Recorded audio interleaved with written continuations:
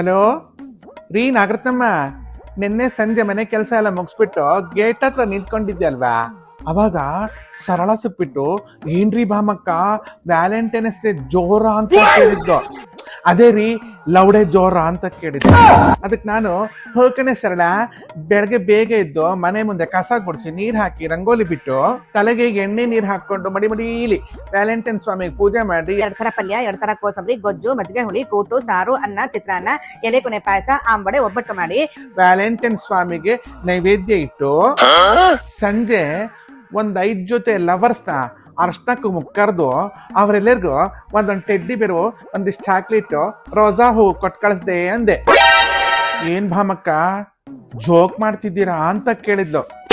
ನಾನು ಹೇಳಿದೆ, ಇನ್ನೇನ್ ಮತ್ತೆ ವ್ಯಾಲೆಂಟೈನ್ಸ್ ಡೇ ಏನು ನಮ್ಮ ಹಬ್ಬನ ಹರಿದಿನನ ಜೋರ ಅಂತ ಕೇಳೋಕೆ ಅಂತ.